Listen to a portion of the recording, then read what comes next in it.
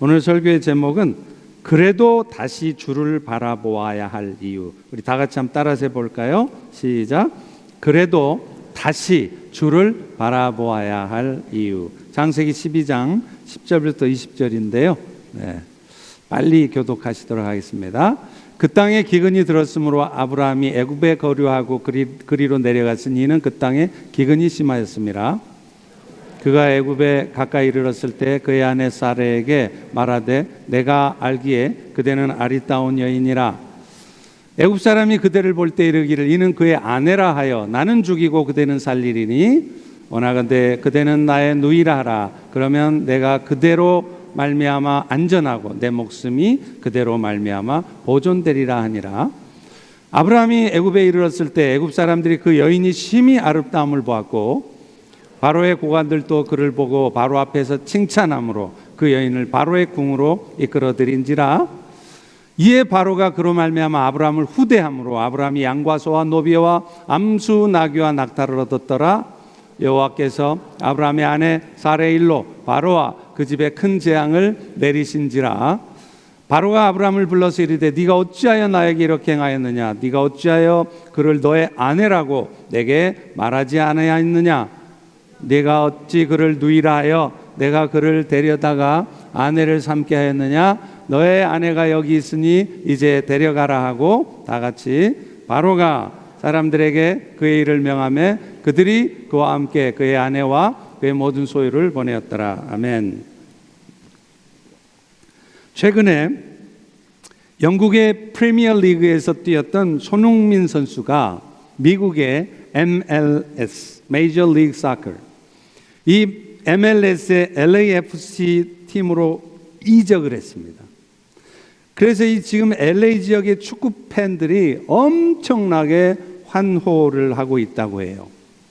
그런데요, 사실은 우리 손흥민 선수가 영국의 프리미어 리그에서 이적을 하게 된 이유는 최근 33살이 된 손흥민 선수가 이제는 나이도 들고 또 실제로 경기할 때 폼도 많이 떨어지고 있기 때문에 더 늦기 전에 트레이드를 해야 우리가 손해보지 않는다고 하는 그런 구단 관계자들이 요청이 있었기 때문이라는 거예요. 물론 지금은 그들은 잘못된 판단에 대해서 대단히 후회하고 있다고 합니다. 그러나 사실 이것이 프로 세계의 냉혹한 현실입니다. 세상은요, 이렇게 당장의 결과가 나오지 않잖아요. 그러면 버립니다.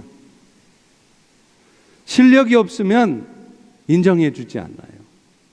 그런데 우리 하나님은 그렇지 않으십니다.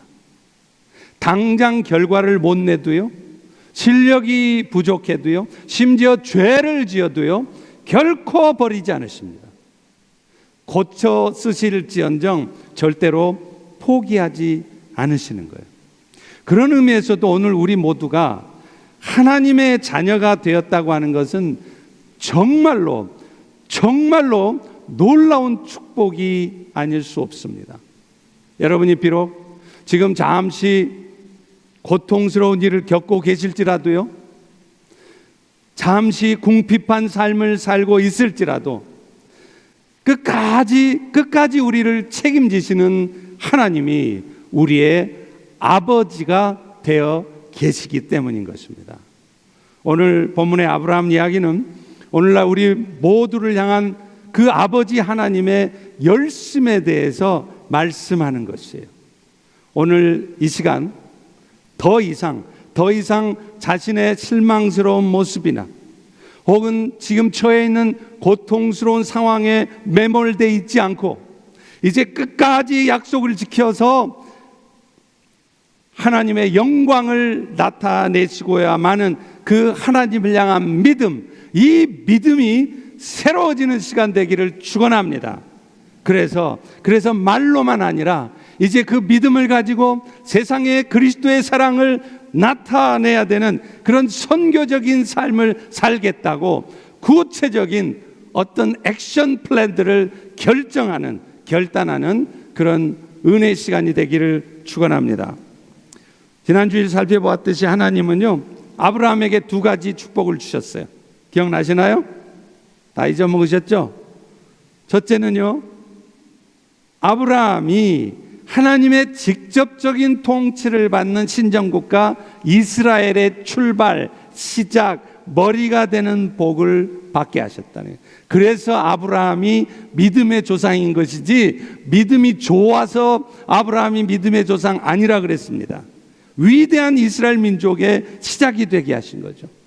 그런데 또 하나의 복이 있었습니다. 그것은 아브라함의 후손으로 오실 예수 그리스도를 통해서 온 인류가 복을 받게 하는 복, 다시 말하면 복의 통로가 되게 하는 복이었죠. 그런데 안타깝게도요, 이런 엄청난 축복을 받은 아브라함 자신은 정작 그 복의 가치를 잘 알지도 못하고 믿지도 못한다는 거예요. 어쩌면 이 자리에 앉은 여러분들 중에 어떤 분들처럼 이런 엄청난 복을 받았으면서도 그 복이 도대체 뭔지를 몰라요. 그 복에 대해서 믿지를 않아요. 그래서 그런 불신앙 가운데 아브라함이 한 일이 뭔지 아십니까? 그 약속을 받자마자 세상에 하나님이 약속하신 땅 가나안 땅을 떠나버려요. 10절의 말씀입니다. 그 땅에 기근이 들었으므로 아브라함이 애굽에 거류하려고 그리로 내려갔으니 그 땅에 기근이 심하였더라. 여러분, 하나님이 약속하신 땅 가나안에도 기근은 옵니다. 하나님이 약속하신 땅이라고 해서요, 그곳은 항상 모든 것이 풍요롭고 넉넉하다? 절대로 그렇지 않아요. 여러분, 하나님이 약속하셨다고 하는 가나안 땅 직접 가보셨나요? 그 땅에 가보면요, 얼마나 실망스러운지 몰라요. 성경에서는 그 땅을 뭐라고 그러죠? 젖과 꿀이 흐르는 땅이래요. 그런데요, 실제로 그 땅을 가보면 젖과 꿀이 흐르는 땅이커녕 대부분이 광야입니다. 가끔 오아시스 같은 그 푸르른 곳이 있을 뿐이에요. 그런데도 왜 성경은 그 가나안 땅을 축복의 땅이요 젖과 꿀이 흐르는 땅이라고 말할까요? 그것은 그 땅이 정말로 젖과 꿀이 넘쳐서가 아니라 여호와가 목자가 되시기 때문에 평소에는 광야 같은 삶을 살지라도 하나님의 때가 되면 정확하게 푸른 초장에 누이시고 쉴 만한 물가로 인도하시기 때문에 그 땅이 젖과 꿀이 흐르는 땅인 거예요. 여러분, 그렇다면 아브라함은요, 비록 그 땅에 기근이 잠시 왔을지라도, 먹고 살기 좀 힘든 상황이 왔을지라도 하나님께서 때가 되면 어련히 내 삶을 챙겨주셔서 알아서 먹이시고 내 삶을 이끌어 주실 것을 믿기에 그 땅을 떠나지 않았어야 합니다. 그런데 아브라함은요, 믿음의 조상이라고 하는 아브라함은 그런 믿음이 없었어요. 어떤 상황에서든 철저히 하나님을 신뢰하는 게 아니었어요. 그저 눈에 보이는 대로 판단하고요, 눈에 보여지는 대로 말하고요, 눈에 보여지는 대로 행동을 합니다. 그래서 그런 믿음 없는 아브라함이 결국 한 짓은 무엇입니까? 방금 약속을 받아놓고 그 약속한 땅을 기근이 조금 들었다고 해서 금방 떠나버리는 거예요. 물론 아브라함이 애굽에 내려갈 때 심정은요, 잠시 이 어려운 시기만 피해보자는 의도였겠죠. 실제로 본문에 거류하려고 갔다 할 때 그 거류라는 단어가 히브리어로는 라구르예요. 이 뜻이 뭐냐? 잠시 머문다는 뜻이에요. 그러니까 지금 아브라함이 애굽에 간 거는 야 가나안 땅 그거 말만 좋지 이거 살 때 못 된다, 애굽에서 살겠다고 간 게 아니라 가나안 땅 좋은 땅인 줄 알겠는데 지금은 힘드니까 잠시 애굽에 갔다 오자, 그러고 갔다는 거예요. 그런데 여기에 함정이 있습니다. 오늘날 우리도 처음에는요, 잠시 어려운 때만 피해보자는 의도로 약속의 말씀을 떠나죠. 하나님, 제 형편, 어려운 형편 아시죠? 지금은 아무래도 일에 집중해야 될 때인 줄 하나님도 아시죠? 하면서 당장의 이 어려운 시기를 모면하려고 불신앙적인 선택을 해요. 다 타협을 해요. 그런데 여러분 아십니까? 그 결과는 불을 보듯 뻔합니다.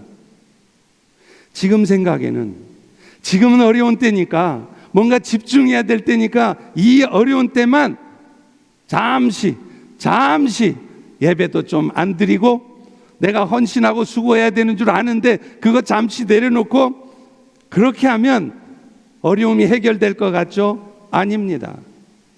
내가 생각한 대로 문제들이 해결되는 것이 아니라 오히려 더 힘든 상황에, 더 일이 꼬여지는 상황에 처하게 될 수도 있다는 거예요. 왜 그렇습니까? 하나님께서는요, 오히려 그런 우리의 불신앙적인 태도를 고쳐주기 위해서라도 내가 지금 도모하고 있는 일이 더 안 되게 하세요. 다시 말하면 어떤 상황에서도 오히려 하나님께 집중하고, 하나님 외에는 답이 없습니다 하고 하나님 앞에 도우심을 구하는 것이 결국에는 훨씬 더 나은 것이었다는 것을 깨닫게 하기 위해서라도 오늘 여러분이 도모하고 있는 일이 더 안 되게 하시는 때가 있다는 겁니다. 실제로 아브라함을 보십시오. 그는 잠시만 기근을 피했다가 다시 가나안으로 올라가라 했잖아요. 근데 보세요. 그가 잠시 기근 피하려고 애굽에 가서 한 짓이 뭡니까?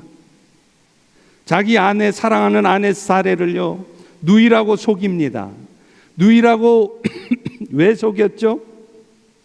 애굽의 바로 왕이 그 아내 이쁜 것을 보고 탐내면 그 사례 남편인 내가 죽임을 당할 것 같으니까 죽을까봐 겁나서 지 아내를 아내라 말하지 아니하고 누이라고 속이는 것입니다. 본문 12절 13절을 보세요. 애굽 사람이 그대를 볼 때 이르기를 이는 그의 아내라 하여 나는 죽이고 그대는 살리리니 원하건대 그대는 나의 누이라 하라. 그러면 내가 안전하고 내 목숨 그대로 보존될 것이다. 이렇게 말을 하고 있다는 것입니다.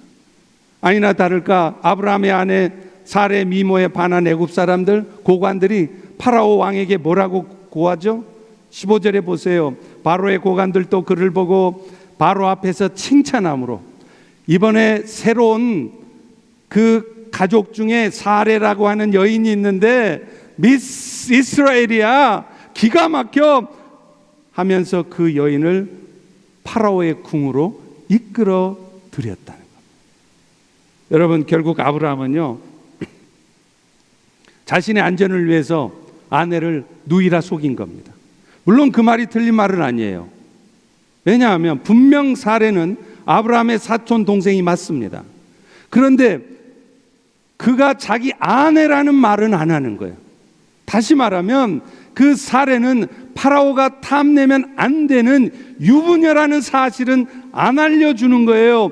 왜요? 그 사례 때문에 지가 죽게 될 것이 무서웠던 겁니다. 여러분, 이것이 바로 믿음의 조상이라고 하는 아브라함의 모습이에요.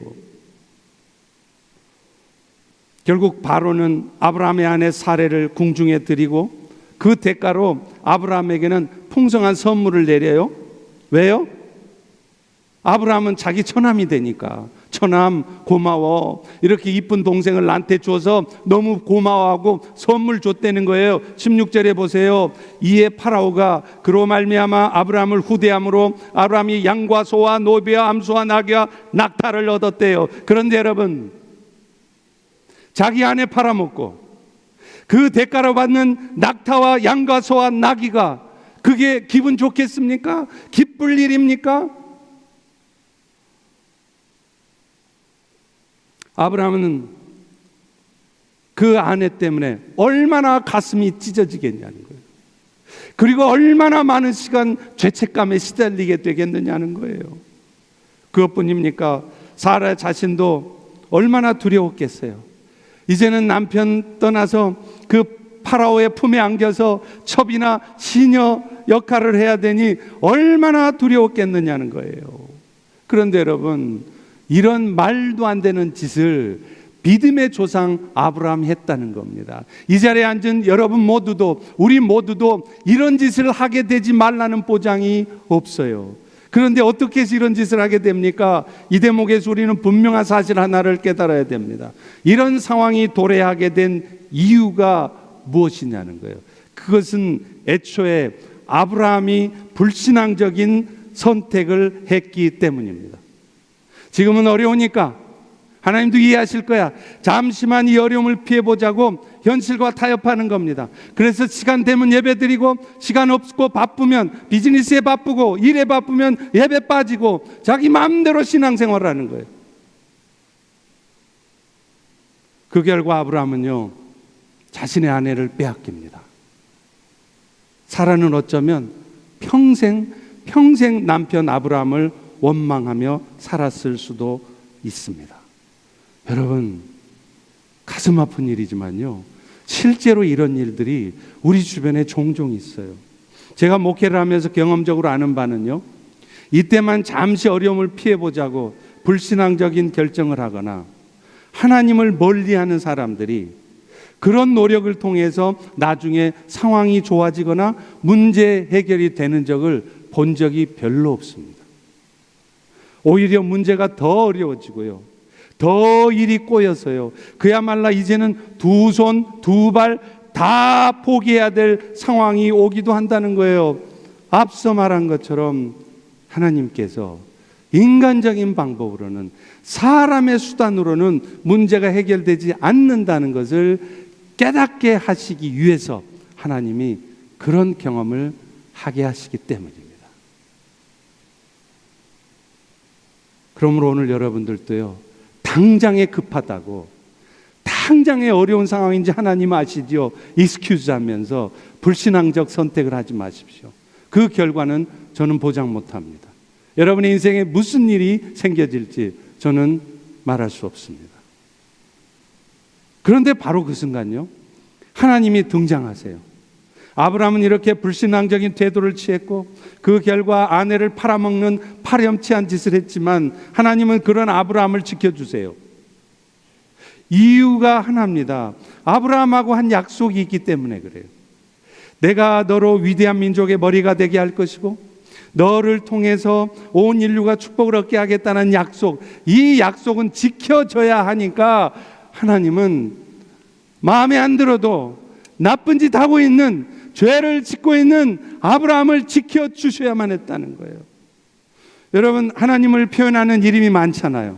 여러분 아는 이름 중에 뭐가 있어요? 제일 대표적인 게 여호와 있죠? 엘로힘 있죠? 그런데요, 이 여호와라는 이름이 가장 많이 쓰일 거예요. 왜 그런 줄 아세요? 그 여호와라는 이름의 뜻은 약속에 신실하신 하나님입니다. 그러니까 하나님께서는 약속을 지켜야 되는 하나님이시기 때문에 그 약속 때문에라도 아브라함을, 나쁜 짓 하는, 못된 짓 하는 아브라함도 지켜야 하시는 거예요. 17절에 보십시오. 여호와께서 아브라함의 아내 사레의 일로 바로와 그 집에 큰 재앙을 내리신지라. 여호와께서 바로의 집에 큰 재앙 내리셔서 파라오가 아브라함의 아내 사레를 취하지 못하도록 막으신 거죠. 나중에서야 사레가 아브라함의 아내인 것을 알고 파라오가 얼마나 놀랬겠어요. 아니, 저 여자가 아브라함의 아내야, 유부녀야, 안 되겠다, 너 돌아가라. 하나님이 하신 거라는 거예요. 사랑하는 성도 여러분, 이것이 바로 약속에 신실하신 하나님의 열심이고 은혜인 것입니다. 하나님께서는요, 오늘도 여러분이 얼마나 연약한 자인 줄을 알아요. 여러분이 수시로 세상과 타협하고 잠시 이 위기만을 모면하기 위해서 엉뚱한 짓을 한다는 걸 너무 잘 알아요. 그러나 여러분이 혹여 실수하시거나 심지어 죄를 지을지라도 그런 여러분들을 징계는 하실지언정 절대로 버리지는 않으십니다. 말씀드린 것처럼요, 세상은요, 실력 없으면 버려져요. 문제 생기잖아요, 고쳐 쓰는 거 없습니다. 바로 백입니다. 기다려주지 않습니다. 그러나 우리 하나님은 그렇지 않더라는 거예요. 여러분이 실력이 좀 없잖아요, 여러분이 연약하잖아요, 부족한 모습 보이잖아요, 죄를 짓잖아요, 택하신 자녀들을 절대로 포기하지 않습니다. 오히려 고쳐 쓰기 위해서라도 여러분들을 지키시는 거예요. 아브라함은 하나님의 약속을 믿음으로 못 붙들었습니다. 그래서 그 잠시 동안의 기근도 못 참아요. 조금만 버티면 될 거를 그거를 못 참아요. 그래서 불신앙적 선택을 합니다. 애국으로 내려갑니다. 그리고 그 불신앙적인 선택을 한 결과 무슨 일이 벌어집니까? 아내를 잃고 자기 아내는 다른 남자의 품에 안겨서 평생을 남편 원망하면서 고통을 받는 그런 일을 경험할 뻔했다는 것입니다. 그러나 하나님은요, 이런 연약한 아브라함을 긍휼히 여기시고 그를 통해 자신의 약속이 이루어지도록 친히 일하신 거였습니다. 그런데 놀라운 것은요, 하나님은 아브라함으로 하여금 그 죄로부터 빠져나오게 했을 뿐만 아니라 아브라함을 오히려 세워주기까지 하시다는 거예요. 창세기 23장 2절에 보실래요? 아브라함에게 육축과 은금이 풍부하였더라. 전혀 자격도 없고 공로가 없는 아브라함에게 하나님은 오히려 생각지도 못한 분에 넘치는 축복을 주셨다는 겁니다. 하나님의 약속을 붙들지도 못하고 육신의 결정을 한 아브라함에게 하나님은 벌을 내리시기는커녕 오히려 왜 과분하게 그가 애굽을 떠날 때 은과 금이 풍부하게 하셨을까요? 여러분도 종종 그거 경험하죠. 저도 정말 가끔 경험합니다. 내가 한 짓을 알아요. 내가 무슨 나쁜 짓을 했는지 압니다. 그런데 하나님은 벌 주실 줄 알았는데 의외로 생각지도 못한 축복을 주세요. 하나님은 왜 그러십니까? 우리 생각에는 그 정도 실수하면 당장에 벌 내리실 게 뻔한데 은금을 풍부하게 주신 이유가 뭐냐는 거예요. 하나님은요, 아브라함이 그 과정을 통해서라도 하나님의 사랑이 어떤 사랑인지, 조건이 갖추어져야 주는 사랑이 아니라 자격도 없고 공로도 없지만 무조건적으로 부어주시는 사랑이라는 것을, 여러분이 구원의 은혜를 받은 것은 여러분이 자격이 있고 선한 삶을 살아서가 아니라 하나님의 은혜로 그 구원의 은혜를 받았다는 것을 다시 깨닫게 하시려는 거예요. 그리고 이제 그 은혜를 경험했으면 이제 그 은혜를 가지고 세상에 나가 무조건적으로 사랑하는 거예요. 마음에 들지 않아도, 속상해도, 자존심 상해도 내 것을 희생하면서 세상의 사람들에게 그리스도의 사랑을 전해서 그리스도의 십자가의 복음을 땅끝까지 교회가 세워진 이 지역에 전해야 한다는 것입니다.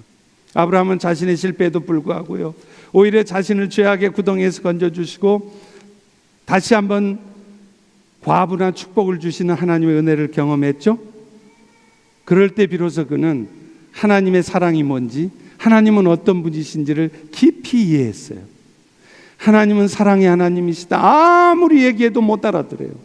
그런데 자기가 그런 절박한 상황에서, 자기가 생각해도 자기는 벌받아 마땅할 것 같은 그런 상황에서도 하나님이 부어주신 은혜를 경험하니까, 아, 하나님은 저런 분이시구나, 저런 하나님이 오늘 또 나의 삶을 지키신다면 내가 안심해도 되겠구나, 그거를 깨달은 거예요. 그래서 그가 한 짓이 뭡니까? 이제는 그 사랑을 가지고 세상 가운데 나가 그 사랑을 직접 전하는 겁니다. 어떤 절망적인 상황이 와도요, 금방 토라지고 금방 신경질 내고 금방 불평하고 원망하는 것이 아니라 믿음의 신앙의 결정을 한다는 것입니다. 하나님을 신뢰하기에 하나님의 말씀대로 순종하며 살아간다는 거예요. 나중에 살피게 되겠지만 아브라함은요, 그 일 후에 가나안으로 올라와서 가장 먼저 뭐 한 줄 아세요? 베델에 제단을 쌓습니다. 예배를 드렸다는 거예요. 그리고 거기에서 여호와 이름을 불렀대요. 창세기 13장 4절에 보십시오. 그가 제단을 쌓은 곳 베델이죠, 보은 곳이라 그가 거기서 여호와 이름을 불렀다. 여러분, 성경 읽으면서 이 부분이 무슨 뜻인지 궁금하지 않으셨어요? 안 궁금하시구나. 여호와 이름을 불렀다는 말이 무슨 말이에요? 제호바 아도나이, 그겁니까? 그런 뜻이 아니에요. 이 말은 무슨 말이냐? 애굽에서의 잘못을 회개하고 이제 하나님께 찬송과 감사의 제사를 드리는 가운데 내가 어떤 삶을 살겠다는, 어떤 선교적인 삶을 살겠다는 결단을 한 것을 말해요. 실제로 그는 애굽에서 빠져나온 후에 조카 롯과 헤어져야 할 상황에서 어떻게 합니까? 자기가 윗사람이잖아요. 그러니까 자신이 먼저 좋은 땅 선택할 수 있었습니다. 그러나 아브라함은요, 그 선택을 조카에게 넘겨요. 창세기 13장 9절이죠. 조카 롯아, 네가 좌하면 나는 우하고 네가 우하면 나는 좌하리라.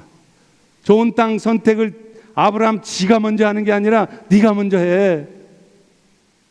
14장에 넘어가면요, 그렇게 눈에 보기 좋은 땅 먼저 택했던 조카 롯이 어떤 일을 당합니까? 소돔에서 사로잡혀요. 그래서 그동안 갖고 있었던 재물까지 다 뺏겨요. 이 소식을 듣고 아브라함이 또 어떻게 합니까?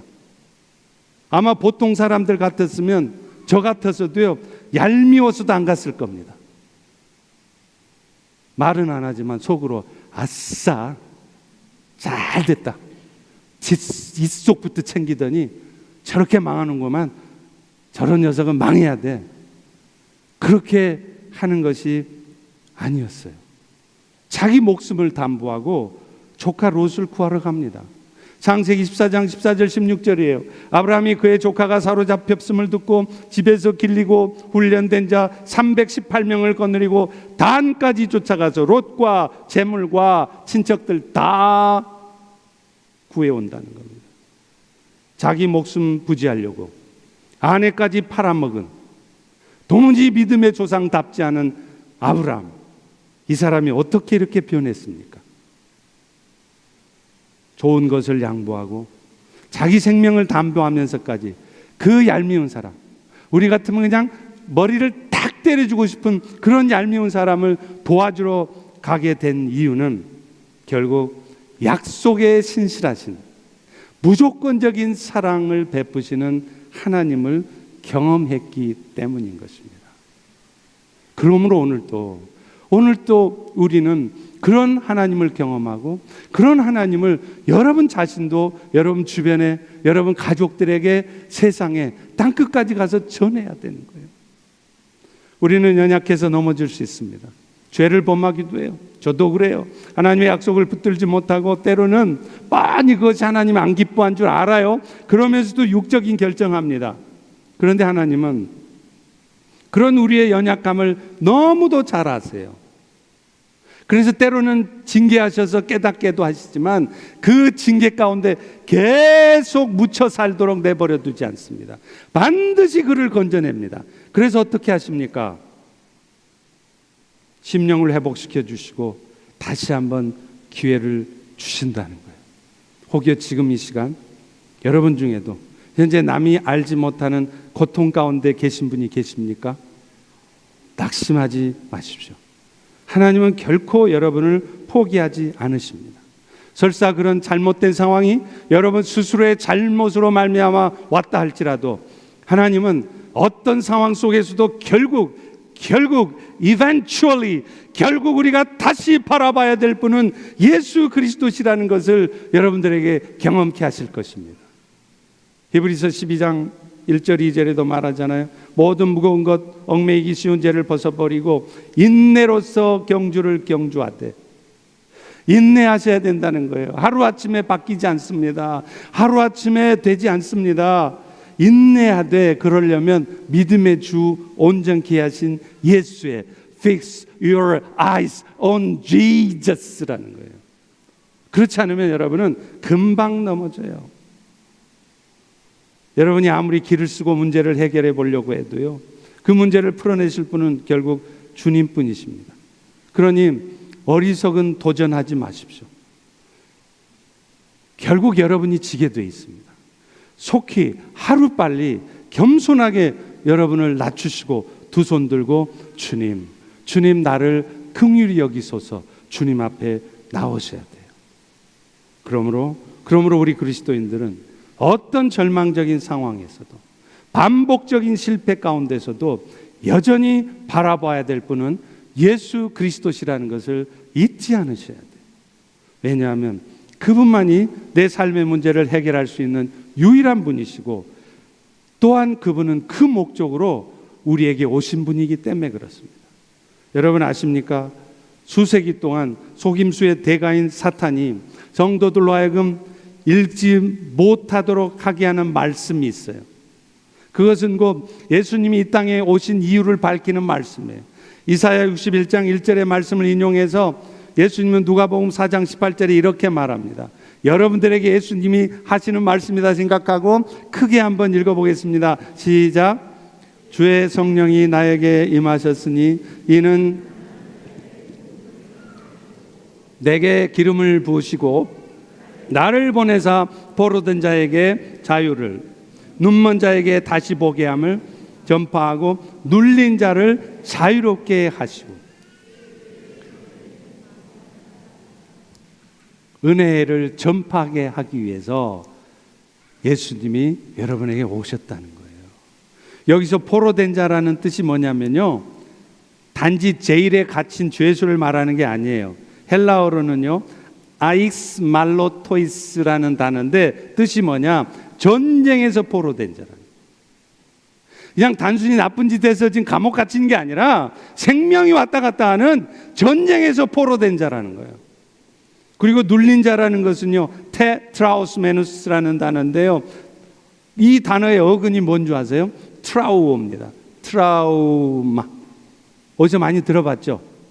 이 단어가 바로 여러분이 너무 잘 아시는 트라우마라는 단어의 어원이에요. 그런데 이 단어 뜻이 뭐냐, 그냥 조금 눌려 있어, 살다 보면 뭐 그럴 수 있지, 내가 좀 요즘 좀 눌리고 살아, 그 정도가 아니라는 거예요. 아예 scattered, 완전히 산산조각이 나서 부서져 버렸다는 거예요. 안타깝게도요 우리 그리스도인들조차 이런 상태에 빠져 있는 사람들이 정말 적지 않더라고요. 주변에 보면요, 목사님 저는 소망이 없어요, 저 건들지 마세요, 전화도 하지 마세요. 완전히 무너져 있는 거예요. 스스로 어둠에 빠져 있는 거예요. 누가 옆에서 살짝만 건드려도 금방 공격적으로 반응하고요. 그런데 여러분, 중요한 것은 우리 예수님은 그저 죄 짓은 여러분을 죄 용서하려고 오신 분이 아니라는 거예요.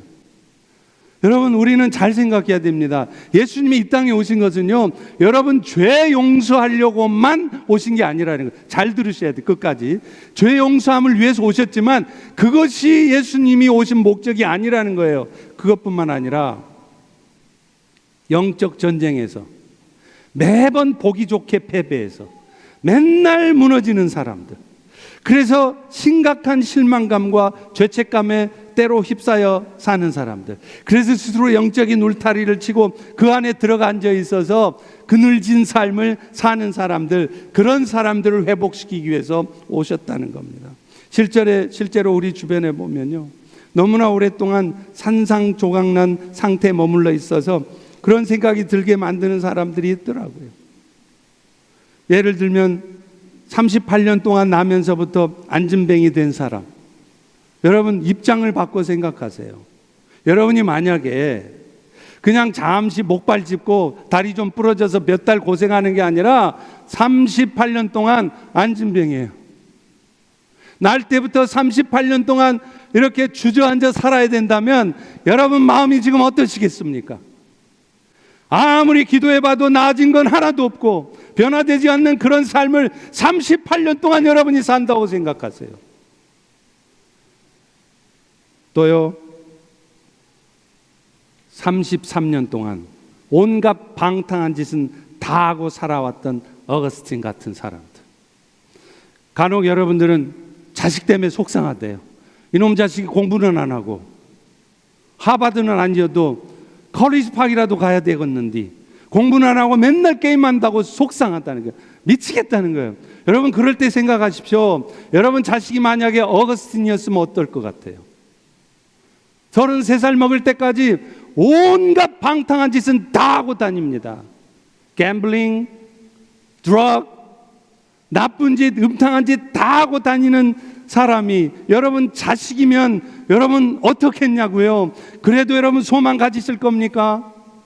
그런데 예수님 뭐라 그러냐면요, 내가 그런 어거스틴 같은 인간, 38년 동안 주저앉아 있는 안진뱅이를 일으켜 세우기 위해서, 회복시키기 위해서 오셨다는 것입니다.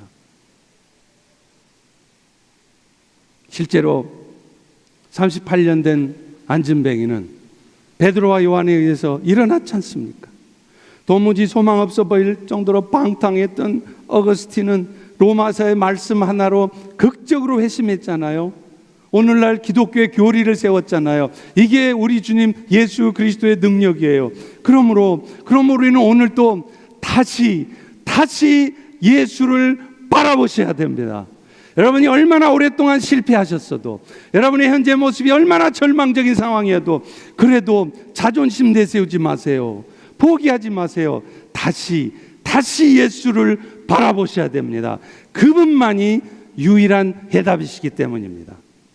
다만 그 주님을 바라보실 때 한 가지 전제돼야 될 게 있어요. C.S. 루이스는 이런 말을 합니다. 예수님은 단지 당신의 죄를 용서하기 위해 오신 것이 아니라 당신의 산상조각난 인생을 해방시키기 위해 오셨다. 그 다음이 중요해요. 그리고 그것은 먼저 여러분 자신이 이미 전쟁포로이며 인생이 언제든지 산상조각 날 수 있는 자라는 것을 인정함으로부터 시작된다. 내 인생 현재 별 문제 없다고, 내 자식 다 좋은 대학 갔고 나 건강 아무 문제 없다고 그렇게 뻔뻔하게 자기 실력 믿고 여전히 자기 힘으로 살아가는 것이 아니라 하나님이 아니면 나는 언제든지 영적 전쟁에서 패배합니다. 내 삶에도 언제든지 산상조각 나는 인생이 될 수 있습니다. 그런 자신의 실력 없음을, 내가 얼마나 못된 존재인가를 먼저 인정하시고 도우심을 구하라는 거예요. C.S. 루이스는요, 우리가 얼마나 연약하고 악한 존재인지를 말합니다. 늘 우리를 탐구하고 연구하고 있는 사탄 때문에 여러분이 얼마나 쉽게 영적 전쟁에서 패배할 수 있는지를 말하고 있어요. 여러분 자신하고 있습니까? 나쯤이면 내가 장로고 권사야, 내가 목사야, 선교사야, 이런데 아니에요. 사탄이 지금도 여러분의 틈을 노리고 있습니다. 언제 넘어갈지 몰라요. 언제 여러분 인생이 산산조각 날지 모릅니다. 그런 여러분의 현재 상황을 인정하라는 거예요. 난 선교사야, 명색이 선교사인데, 목사야, 장로야, 그런 얘기 하지 마시라는 거예요. 여러분의 언제든지 연약해서 넘어질 수 있는 현실을 인정할 때 우리는 비로소 주의 도우심을 간절히 구할 수 있다는 거예요. 그런데 안타까운 것은 오늘날 사람들은 그걸 인정을 안 해요. 그리스도인들조차 눈치를 못 채요. 그러니까 맨날 사탄에게 당하는 겁니다. 그래서 맨날 보는 것마다 불평스럽고요, 맨날 모든 것이 못마땅하고요, 그래서 맨날 입만 열면 투덜거리는 말을 해요. 맨날 염려와 두려움 속에 사는 거예요. 더 안타까운 것은요, 예수님께서 오신 이유가 바로 이런 영적 전쟁에서 패배해서 이런 산상조각난 인생을 살 수밖에 없는 인생들, 아니 여러분들을 구출하러 오신 분이라는 것을 모른다는 거예요. 그래서 그분께 도우심을 구하지 않는다는 겁니다. 그런 분들에게 제가 말씀드립니다. 여러분 인생이 지금도 힘들겠지만요, 앞으로도 계속해서 여러분은 여전히 불평스럽고, 여러분은 여전히 모든 것이 불만족스럽고, 여러분은 여전히 불편할 것이며, 여러분은 여전히 누군가가 원망스럽고 미울 것이며, 여전히 두려움과 염려 속에서 편치 못한 삶을 살아가게 될 것입니다. 사랑하는 성도 여러분, 이런 영적 전쟁의 포로 상태에 있는 사람들에게 유일한 해결책은 그런 우리를 자유케 하기 위해 오신 예수님 뿐이에요. C.S. 루이스는 그래서 이 부분에 이렇게 덧붙여서 말합니다. 당신이 실패했다면 그것은 당신이 이제 실패자가 되었다는 것을 의미하지 않는데요, 단지 당신이 지금까지는 영적인 전쟁을 육적인 무기로, 당신의 힘으로 영적 전쟁을 치르려 한 사람이었다는 것을 의미한다. 무슨 말인지 아시겠죠? 여러분이 실패한 것은 그렇기 때문에 여러분이 이제 완전한 실패자가 아니라는 거예요. 실패했지만 그 실패가 뭘 의미하느냐? 내가 그동안 내 힘으로 싸워왔다는 거예요. 내 힘으로 비즈니스 했고 내 힘으로 신앙생활을 해왔다는 증거라는 거예요. 그러나 이제는 그렇게 하지 않으려면 다시 주님을 바라보셔야 돼요. 지금까지도 아무런 변화가 없었는데요. 푸념하지 마시라는 거예요. 내가 교회를 위해서 얼마나 기도했는지 아세요? 아니에요. 여러분의 기도는 온전하지 않습니다. 다시 주님을 바라보셔야 합니다. 어쩌면 지금 여러분은 기독교 신앙의 가장 위대한 역설 중에 하나인 인간의 이성이 무너지고 신성한 지혜가 빛나는 세계에 들어가는 여정의 마지막 관문, 라스트 게이트를 통과하고 있는 것인지 모르기 때문입니다. 여러분, 사방이 다 막혀 있어요. 동서남북이 다 막혀 있어요. 그러면 거기서 벗어날 수 있는 유일한 길이 뭡니까? 뭐죠? 원사님 뭐예요? 네? 예배. 무조건 정답만 말하면 위로 솟구쳐야 되는 거예요. 동서남북이 다 막혀 있는데 그래도 여전히 자기 힘으로 뚫어보려고 백날 뚫어보세요. 뚫리나? 위를 보셔야 돼요. 예수님밖에 답이 없다는 거예요. 하나님께 간절히 매달려 보십시오. 목숨 걸고 매달려 보십시오. 안 되면 금식하며 매달려 보세요. 여러분, 제가 왜 특별한 행사가 없는 날이면 매주 토요일 올데이 하루 종일 금식하겠습니까? 저 먹는 것 너무 좋아해요. 저는요, 사람 빼놓고는 다 먹어요. 뭐든 줘보세요. 얼마나 먹기 좋아하는지 몰라요. 그런 제가 매주 토요일 날 금식한다? 상상이 안 되죠. 왜 하는지 아세요? 내 힘으로는 안 되는 걸 너무나 많이 봤기 때문에 그래요. 이 강단에서 아무리 인간의 말로 외쳐도 하나도 변하지 않는다는 걸 알기 때문에 그래요. 그래서 흉악의 결박을 끊는 금식, 그 금식의 힘으로 성령의 능력으로 하나님이 일해 주시기를 기대하기 때문에 기도하는 겁니다. 여러분, 가끔 저는 부부 문제로 상담한 분들 얘기를 듣습니다.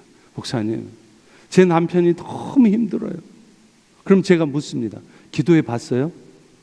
당연히 기도했죠. 우리 남편 변하게 해달라고 기도했죠. 얼마나 기도했어요? 작정 기도하셨어요? 예, 했습니다. 금식 기도했어요? 했대요.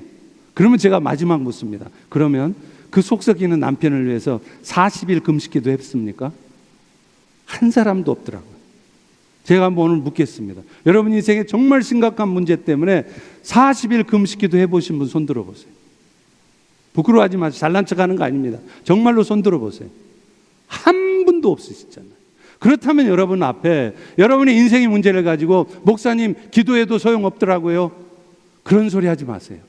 40일 금식 기도하고 그러고 와서 저한테 그 얘기하세요. 안 되는 게 어디 있습니까?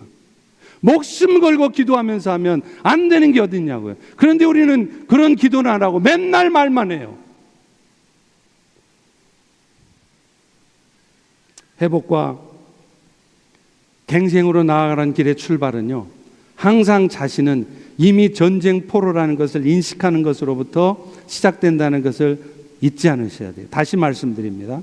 회복은요, 다른 사람이나 상황을 탓하는 것에 종지부를 찍는 것으로부터 시작됩니다. 오늘날 여러분의 모든 문제의 원인은 그 인간 때문이 아니에요.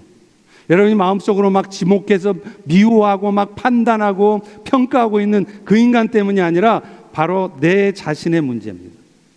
내가 스스로의 힘으로는 도저히 벗어날 수 없는 전쟁의 포로로 잡혀 있는 자라는 것을 인정하지 않는 나 때문이라는 거예요.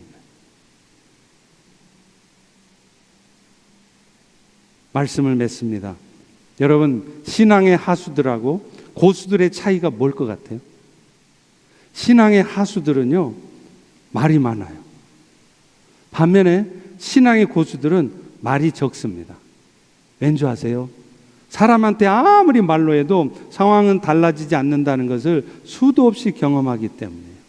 그래서 고수들은요, 사람에게 말을 많이 하는 대신에 하나님께 기도를 많이 합니다. 그런 면에서 저는 아무래도 아직 하수인 게 분명해요. 하나님께 기도해야 된다는 걸 알면서도요, 이 입이 참을 수가 없어요. 뭔 말을 해줘야 사람이 바뀔 것 같은 거예요. 얼마나 많이 실수하는지 몰라요. 그런데 여러분, 이 기도에는요, 두 가지 비밀이 숨겨져 있어요. 이걸 사람들이 모르니까 기도의 응답을 못 받아요. 기도의 두 가지, 응답받는 기도의 두 가지 요소는요, 정확도가 있어야 되고요. 또 하나는 기도의 분량이 차야 되는 거예요. 하나님이 기뻐하지도 않는 기도를 아무리 많이 한다 한들 응답될 리가 없습니다. 여러분 예를 들어 볼게요. 웃지 마세요. 여러분이 카지노에 가서 슬롯 머신을 땡겨요. 그런데 어떤 분이 이 슬롯 머신을 땡기기 전에 거룩한 마음의 자세로 그 슬롯 머신을 탁 붙들고 간절한 마음으로 10분을 기도해요. 하나님 하시죠. 그러면서 땡기면 잭팟이 나옵니까? 여러분 또 어떤 분이 나이트클럽에 갔어요. 그런데 옆 테이블에 보니까 기가 막힌 여자가 있네. 그래서 작업을 걸기 전에 기도합니다. 그것도 그 더러운 나이트클럽 바닥에 무릎까지 꿇고 간절히 기도해. 하나님, 내가 저 여인한테 작업 걸 때 낚이게 하옵소서. 그럼 낚여집니까? 왜 응답이 안 돼요? 여러분의 기도가 하나님이 기뻐하시는 기도가 아니기 때문에 그래요. 맨날 욕심 챙기고 세상 뽐나게 살아보려는데 이런 게 필요하니까 이거 해주세요. 내 자식들 막 세상에서 영광받게 하고 싶은데 안 되니까 이렇게 해달라고 기도하니까 그런 거예요. 그런데요 여러분, 아무리 하나님이 기뻐하시는 기도라고 그래도요, 기도의 분량이 안 차면 또 응답이 안 돼요. 주기도문이야말로 하나님이 가장 기뻐하시는 기도겠죠. 그런데 여러분이 정말 중요한 일을 앞두고 그 주기도문을 한 번을 딱 해요.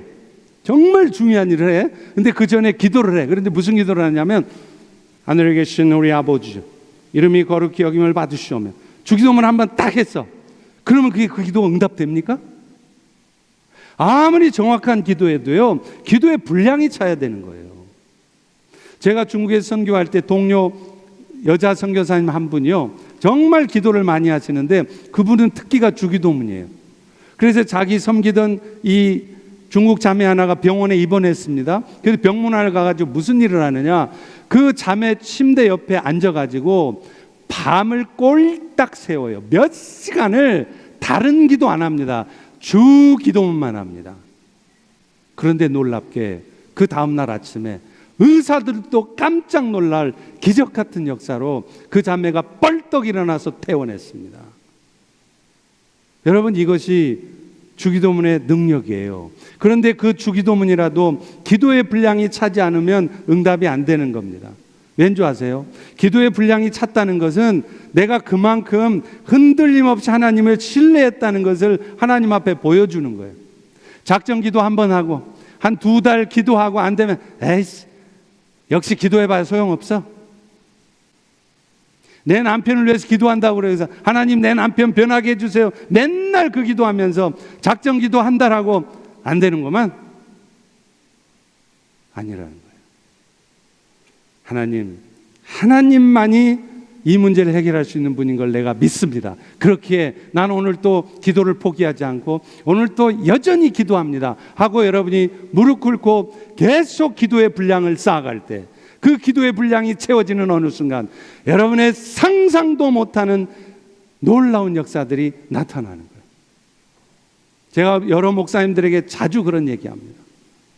목사님, 너무나 죄송하지만, 정말 죄송하지만 하루에 3시간씩만 기도하십시오.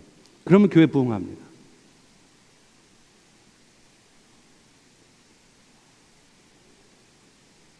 사랑하는 성도 여러분, 우리가 할 수 있는 것은요, 어떤 상황에서도 그 상황이 절망적인 상황이거나 심지어 자기 스스로 빠진 죄의 결과 겪고 있는 상황일지라도 오직 주님을 다시 바라보셔야 됩니다. 이제 말 많이 하지 마시고 대신 하나님께 기도로 말씀하십시오. 그리고 우리 하나님은 말씀하신 바를 이루시는 분이라는 것을 굳게 믿기에 오늘도 실망스럽지만, 언제 응답하실까 알 수 없지만 오늘도 흔들림 없이 무릎 꿇고 기도의 분량을 채워가십시오. 그럴 때 어느 순간 하나님은 여러분 인생에도 놀라운 기가 막힌 하나님의 살아 역사심을 경험케 하실 줄로 믿습니다. 기도하겠습니다. 하나님, 오늘도 귀한 말씀을 통해서 우리의 삶이 어떤 삶이어야 되는지, 우리가 세상에 그리스도의 사랑을 나타내는 선교적 삶을 살기 위해서 우리가 가장 먼저 무엇을 해야 하는지 깨닫게 하셨사오니 하나님이 이제 기도하게 도와주시고 기도의 분량을 쌓게 도와주시고 무엇보다도 그 기도 가운데 하나님이 말씀하신 것을 붙들고 교회 안에서만 봉사하고 그치는 것이 아니라 이제는 교회가 세워져 있는 세상에 나아가 봉사하기를 결단하는 우리 모두가 되게 도와 주시옵소서. 예수님의 이름으로 기도합니다. 아멘. 우리 다 일어나셔서 이제